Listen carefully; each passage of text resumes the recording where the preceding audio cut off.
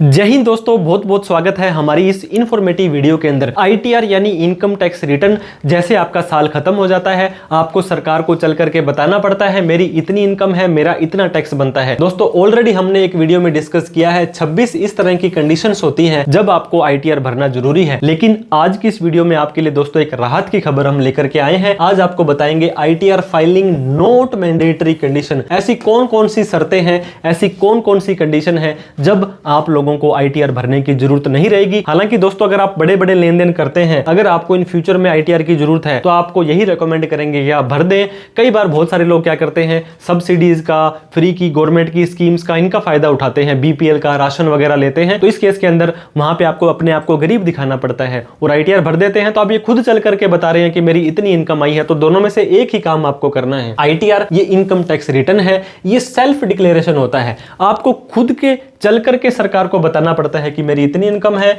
और मेरा इतना टैक्स बनता है। दोस्तों बहुत सारे लोग क्या कर रहे हैं दोस्तों, आईटीआर भर रहे हैं लेकिन उनकी इनकम एक्चुअल में हो ही नहीं रही है। बहुत सारे लोग ऐसे हैं एक्चुअल में इनकम कर रहे हैं लेकिन वो आईटीआर नहीं भर रहे हैं। तो ऐसा नहीं होना चाहिए। आपको अपनी इनकम के, आपको अपनी नेचर के हिसाब से ही डिसाइड करना चाहिए। और जो भी सारा का सारा काम होता है दोस्तों ये ईयर वाइज होता है। 1 अप्रैल मान लीजिए 1/4/2025 से लेकर के 31/3/2026, इसको फाइनेंशियल ईयर 25-26, असेसमेंट ईयर 26-27, जब आप आईटीआर भरेंगे तो असेसमेंट ईयर 26-27 उसके ऊपर लिखा आएगा। और 1/4/2026 से लेकर के 31/3/2027 वाला जो साल होगा ये दोस्तों टैक्स ईयर 26-27, फिर tax year 27-28, 28-29, assessment year, previous year, ये आपका झंझट अगले साल से खत्म हो जाएगा। तो आपको ईयर वाइज सारा का सारा काम करना है। ड्यू डेट्स, आपको ड्यू डेट से पहले ही अपनी इनकम टैक्स रिटर्न को भरना है। दोस्तों अगर आप आईटीआर 1 या 2 भरते हैं तो 31 जुलाई से पहले आपको आईटीआर भर देनी है। आईटीआर 3 या 4 बिजनेस की भरते हैं तो 31 अगस्त से पहले भर देनी है। अगर आपकी कोई ऑडिट होती है, 1 करोड़ से ज्यादा सेल, 50 लाख से ज्यादा सर्विस है, तो 30 सितंबर से पहले ऑडिट करा करके 31 अक्टूबर तक ऑडिट वाली आईटीआर को भर दे। आईटीआर भरना भूल गए हैं तो दोस्तों 31 दिसंबर तक बिलेटेड आईटीआर, पहले कभी भी आईटीआर भर दी थी तो उसको 31 मार्च तक रिवाइज कर सकते हैं और पिछले 4 सालों की आईटीआर यू अपडेटेड आईटीआर भर सकते हैं। तो इन ड्यू डेट्स का बिल्कुल ध्यान देना है। उसके बाद में लेट भरते हैं तो आपको दोस्तों परेशानी का सामना करना पड़ सकता है। एक व्यक्ति क्या होता है, 5 तरह की इनकम कमा सकता है। सैलरी या पेंशन एक ही हेड में आते हैं। हाउस प्रॉपर्टी, मकान, दुकान, फ्लैट, वहां से कोई किराया आता है, यहां आ जाएगा।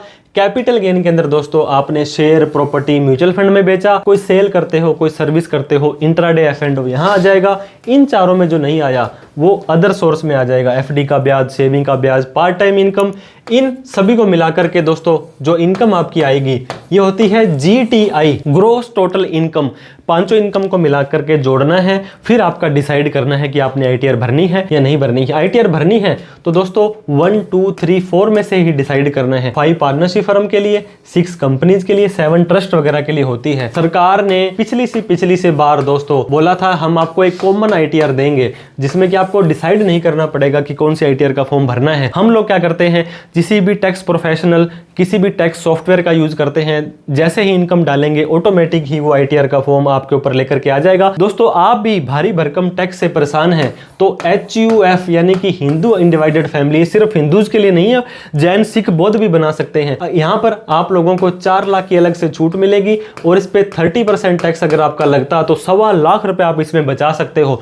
HUF क्या है, कैसे बनता है, इसके ऊपर हमारा एक प्रैक्टिकल कोर्स आ चुका है दोस्तों। इसके अलावा CSC, बैंक BC, AEPS वाले जो ऑनलाइन मनी ट्रांसफर करते हैं, बिल भरते हैं, इनके ऊपर भी हमारा बहुत ही सुंदर और शानदार प्रैक्टिकल कोर्स आ चुका है। इसके अलावा दोस्तों इनकम टैक्स एक्ट 2025 के हिसाब से आप लोगों को बड़ी ही आसान भाषा में समझाया गया है। जितने रुपए की आप आईटीआर भरने की फीस देंगे उससे कम के अंदर आप अपनी आईटीआर के सारे रूल्स और खुद आईटीआर भरना भी सीख लेंगे। तो इन तीनों ही कोर्स को दोस्तों अगर आप लेना चाहेंगे तो प्ले स्टोर पर CA सुमित शर्मा ऐप है हमारी और CASumitSharma.com पर जाएं या डिस्क्रिप्शन बॉक्स में हमने लिंक दिया है, वहां से आप परचेज करें, अपनी नॉलेज को बढ़ाएं और हमें भी फाइनेंशियली मोटिवेट करें। आईटीआर के फॉर्म्स आपको भर लेने हैं। अगर आप आईटीआर भर देते हो तो दोस्तों किसी भी तरह का लोन लेना है, क्रेडिट कार्ड लेना है, बड़े बड़े टर्म इंश्योरेंस कराने हैं, आपने 1 करोड़ का बीमा करवाना है, फॉरेन के अंदर आपकी कोई ट्रैवल है, TDS कट गया, रिफंड लेना है, आप चाहते हैं इन फ्यूचर में कोई भी नोटिस ना आए तो आपको आईटीआर भर देनी चाहिए। लेकिन हमारी वीडियो का तो टॉपिक था कि आईटीआर भरनी की जरूरी नहीं है। दोस्तों 2 टैक्स रिजीम है, ओल्ड है और न्यू है। सरकार कहती है आपको डिसाइड करना है, डिसाइड नहीं करोगे तो बाय डिफॉल्ट हम आपको न्यू के अंदर डाल देंगे। तो न्यू में वैसे तो जाओगे तो फायदा ही है, एक व्यक्ति 3 तरह की इनकम की नेचर कमा सकता है। वैसे मैंने आपको 5 तरह की इनकम बताई थी, लेकिन नॉर्मल इनकम एक व्यक्ति कमाता है वो 12 लाख तक माफ होती है, सैलरी की, रेंट की, बिजनेस की, पार्ट टाइम इनकम की। Special income, long term, short term, capital gain 4 lakh तक माफ है। सुपर स्पेशल के अंदर दोस्तों lottery, gaming, crypto, horse race आ जाता है। यहाँ ना 12 लाख रुपए माफ है, ना ही 4 लाख रुपए माफ है। यहाँ पे आपको 0 रुपए के बाद ही टैक्स देना पड़ जाएगा। तो टैक्स फ्री इनकम कितनी है, अब हमारी वीडियो का मेन पार्ट आ गया। 5 लाख रुपए अगर आप ओल्ड में जाते हो, 12 लाख रुपए अगर आप न्यू में जाते हो। लेकिन ऐसे मत समझे कि अब आपको ITR भी नहीं भरनी पड़ेगी। दोस्तों यहाँ पे डिडक्शंस और एग्जम्पशंस के बाद आपको 5 लाख की छूट मिलती है, लेकिन 12 लाख रुपए की छूट में कोई डिडक्शंस एग्जम्पशंस नहीं बनती है। आप कोई भी फाइनेंशियल ट्रांजैक्शंस करते हैं दोस्तों, वहां पे आप अपना पैन नंबर देते हैं। किसी भी ट्रांजैक्शंस को करने के लिए आप अपना पैन कार्ड दे देते हैं। सेविंग बैंक अकाउंट में, ब्रोकर के अंदर, क्रेडिट कार्ड में, FD के अंदर, रियल स्टेट में, क्रिप्टो में, जहां पर भी आपने अपना पैन कार्ड दे दिया तो दोस्तों सामने वाला व्यक्ति आपको छोड़ने वाला नहीं है, क्योंकि इनकम टैक्स ने उनकी ड्यूटी लगा दी है। कोई भी लेन देन करो तो ये हमें SFT के माध्यम से जैसे ही साल खत्म होगा 31 मई से पहले पहले हमें सूचना दे देना। AIS और TIS के अंदर आप ही के इनकम टैक्स के पोर्टल पे वो बोलेगा, और 26S जो फॉर्म 168 हो जाएगा आपका, कोई भी TDS वगैरह कटा वहां आ जाएगा। तो दोस्तों मैं हर बार आपको कहता हूं, जैसे ही 31 मार्च को आपका साल खत्म हो गया, एक बार अप्रैल और मई का वेट जरूर कर लें, और जून और जुलाई के अंदर मेरे कहने पर प्लीज आप ASTS को जरूर चेक कर लें। कैसे चेक करना है इस पे हमने डिटेल में वीडियो बना रखी है। अगर आपको लगता है वहां पे कोई ट्रांजैक्शन शो हो रही है तो ITR जरूर भर दें, ताकि इन फ्यूचर में कोई भी नोटिस ना आए। और उनमें कोई ट्रांजैक्शन शो नहीं कर रही है, आपकी कोई इनकम नहीं है, तो आपको ITR भरने की जरूरत नहीं है। अब इनकम की क्राइटेरिया की बात करें, ITR भरनी जरूरी नहीं है। अब आपकी ग्रोस टोटल इनकम, मैंने आपको क्या बताया था, 5 हेड की इनकम को मिला करके अगर आप जाते हैं ओल्ड रिजीम के अंदर, दोस्तों ओल्ड और न्यू दोनों आप ही का डिसीजन है, आपको चूज करना है। चूज नहीं करोगे तो सरकार क्या मानेगी, आपको न्यू में जाना है। 2.5 लाख रुपए की इनकम के बाद ही आपको टैक्स देना या नहीं देना, लेकिन ITR भरनी पड़ेगी अगर आपकी उम्र 59 साल तक है। 3 लाख से ज्यादा पर ITR भरनी जरूरी है अगर आपकी उम्र 60 से 79 है। 5 लाख रुपए तक ITR भरने की जरूरत नहीं है अगर आपकी उम्र 80 साल या उससे ज्यादा है। तो यहां पर एज के हिसाब से आपको बांट दिया। ये है आपकी ओल्ड टैक्स रिजीम। अगर आप दोस्तों न्यू टैक्स रिजीम के अंदर जाते हैं तो यहां पर आपकी 4 लाख रुपए की लिमिट है, कोई एज नहीं है। तो सरकार को कुछ नहीं बताओगे तो 4 लाख रुपए तक की इनकम अगर आपकी आती है, सर हमने तो सुना था 12 लाख रुपए तक इनकम माफ है।